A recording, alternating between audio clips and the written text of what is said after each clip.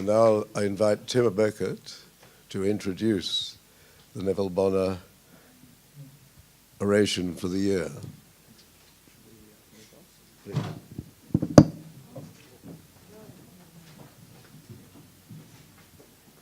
It is my great... It's good, okay. It is my pleasure to introduce our next guest speaker.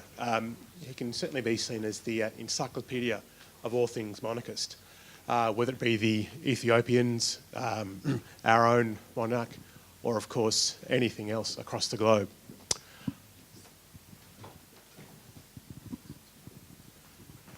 I had the great pleasure of meeting Bryan at the initial meeting of the Monarchist League about nearly 19 or 20 years ago.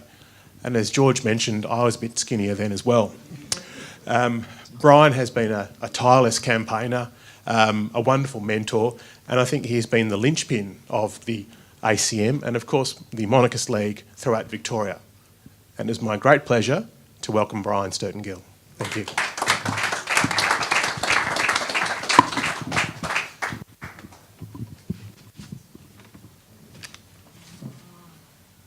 Thank you very much indeed, Tim. That was very kind.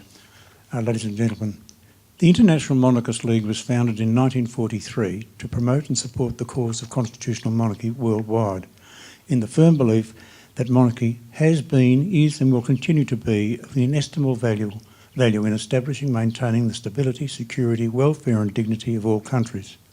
Furthermore, it offers the greatest opportunity for all peoples to enjoy, maintain their common dignity, security, well-being and happiness. Although based in the United Kingdom, it is an international body as it considers that all people deserve to share in the many benefits of the monarchical system, particularly in view of the chaos which followed the destruction of the Russian, Austro-Hungarian, Ottoman and German empires after World War I, paving the way for World War II.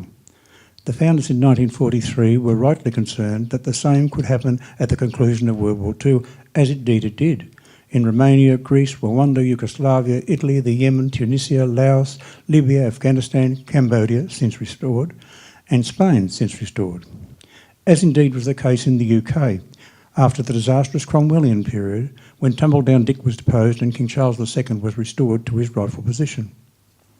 Personally, to me, constitutional monarchy is the ideal system, a head of state above politics whose strength lies not in the power it wields, but rather the power it denies others, which history has so often shown not to be so beneficial to the people's well-being, as had been the case in the monarchies they had toppled. Nor do such usurpers normally possess the virtue of the stability, integrity and prestige implicit in monarchy. As a lifelong dedicated monarch, these ideals and values appealed very strongly to me. Accordingly, I applied to join the Monarchist League in November 1990 and was accepted as a life member in March 1991 by the then Secretary-General, Gregory Lauder Frost. In 1992, Donald Foreman, then Secretary-General, wrote to me advising that Sean Stratton, also a Victorian member, who was keen to make contact with other members here in Victoria, with the view to establishing an Australian chapter of the League. To this end, an inaugural meeting in the form of a dinner took place at my home in September 1993. Some 8 members were present, namely Sean Stratton, Brett Hogan, Tim Beckett, myself, my wife Lorraine, the late John Petty, a Roman Catholic cleric who shortly afterwards entered a contemplative order of silence. Thus, of the 8 present at that initial meeting, 6 are still their members and very supportive of the chapter's aims and aspirations. At this time, I had not realised that a crisis was fast approaching. I rather naively believed that God was in his heaven, the Queen was on her throne and all was right with the world. In June 1994, Donald Foreman, former Secretary-General, gave his approval for us to be recognised as the Victorian Chapter of the Monarchist League in Australia. Subsequently, the Monarchist League in Australia was incorporated in Victoria on the 4th of September 1996.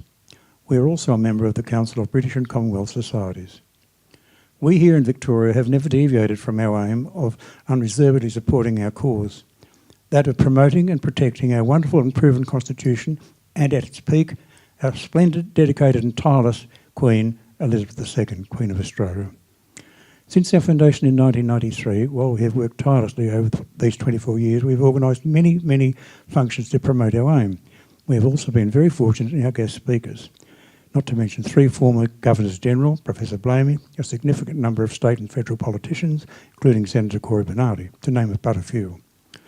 We were recently honoured to be invited along with ACM to support the recent visit of His Imperial Highness Prince Emir Haile Selassie, which commemorated the visit of his late grandfather, Emperor Haile Selassie, visit to Australia some 50 years ago, at which time I had the privilege to meet the Emperor. As I've stated, we have a dedicated and loyal membership who continue to support us in our endeavours. We also enjoy a very close relationship with ACM and have done so for many, many years. We've also been extremely fortunate in having some wonderful patrons since our establishment. These were as follows: the late George Brown, former World Grand Master of the Royal Orange Institute, the late Countess of Dunmore, the late Sir Kenneth Wheeler, former Speaker of the Victorian State Parliament, the late Sir William Dargie, the late Noel St Clair Deschamps, who along with Lord Casey and Sir David Hay were Australia's first appointed diplomats, the late Bill Fordyce, and who was the last Australian survivor of the Great Escape and my greatest mentor, also the late Bruce Ruxton. We are similarly very fortunate in our present patrons who are as follows: His Imperial Highness Prince Emir Haile Selassie of Ethiopia, Lady Potter, Lady Buchan, widow of Sir John Buchan, former President of the Liberal Party, the Right Honourable the Earl of Dunmore, the Right Honourable the Earl of Loudon, the Honourable Mr and Mrs Michael Baden-Powell, the Very Reverend Dr Michael Prater-Popov, Vicar General of the Russian Orthodox Church in Australia and Oceania. I repeat, we will never deviate from our aims and will continue to fight the good fight. In conclusion, may I share 2 anecdotes with you, please. At the time of the referendum, I had responsibility for manning some 19 booths, which proved impossible to achieve. Accordingly, my son and daughter and myself got up quite early and festooned those booths we were unable to man. Well, we were able to man some 11 of the booths. On the booth that I manned, I was opposite a lady who was always on that booth handing out ALP cards, while I have always handed out Liberal cards. As is her wont, at 10 o'clock, when she was due to finish her shift, she invited me to join her for a coffee. I explained that it was not possible, as I would have to man the booth all day, as unlike the ALP, the Liberals had not made it compulsory to man booths. She replied by saying, "I'm going to tell you something that I never thought I would. I've handed out cards against you for the last 20 years and the last 2 hours saying vote yes, but I'm going straight in now to vote no myself. And good luck to you." The second case is that at least on 6 occasions during that day, I was approached by people of mainly Eastern European extraction who thanked me profusely for what I was doing, saying that they knew only too well what republics can lead to and praying that Australia would not go down that dangerous path.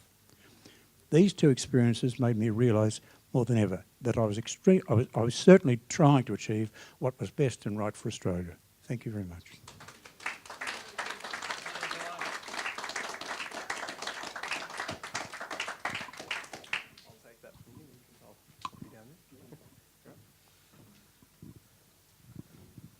Well, it falls to me to move the vote of thanks for a man that it's my great privilege to call a friend, and I think who is one of the most genuine people that one could meet, with a great depth of knowledge on anything monarchical. Bryan Stertern-Gill is your go-to man. And in terms of the steadfast commitment that he's had to this campaign, which predates ACM itself, the league, it's been a steadfast rock that we can look to. I'm pleased that we continue to enjoy such a close friendship between our organisations to the point where effectively the league is acting as our de facto branch in Victoria because there's such a close cooperation between the groups, and we look forward to seeing that in the future. So thank you very much for the Neville Bonner oration today, and if everyone would join me in thanking Bryan for his wonderful address.